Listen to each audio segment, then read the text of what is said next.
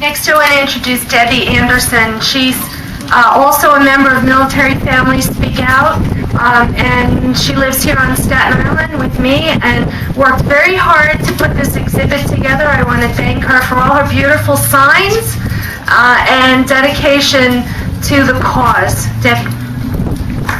Thank you.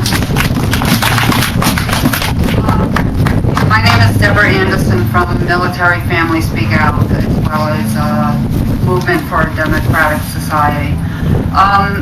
As I look out over the sea of crosses and boots of those that were killed just in New York State alone, it's quite overwhelming.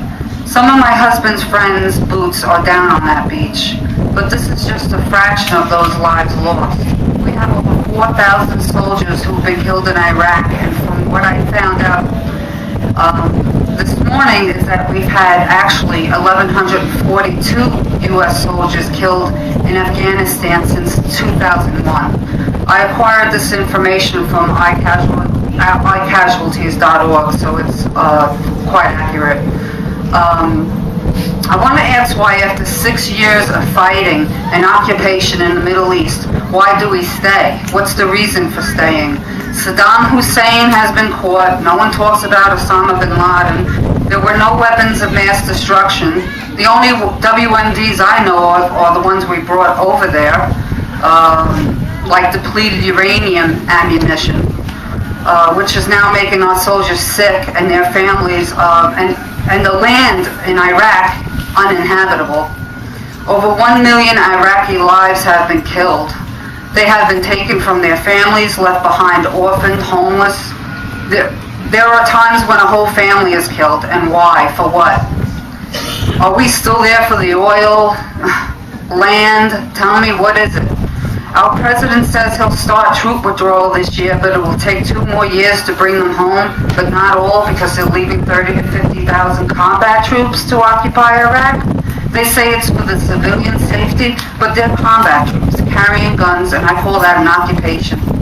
I say bring them home now and send in specialized troops to help rebuild the country, and send in humanitarian help to restore the country and the lives of those still in Iraq, as best as can be done. We owe them so much, but who's going to pay the restitution? So now we are talking about shifting our soldiers from Iraq to Afghanistan by sending in 17,000 troops. I say shift because these soldiers are the same ones who've been fighting in Iraq. These aren't fresh soldiers, you know. These are soldiers who've been doing 3-4 tours already.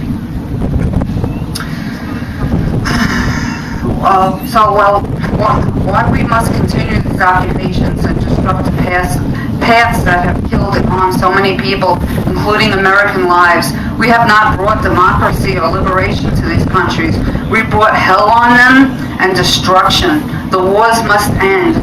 Enough is enough, Mr. President. We want all our troops home now, not in 2011 or 12 or however long.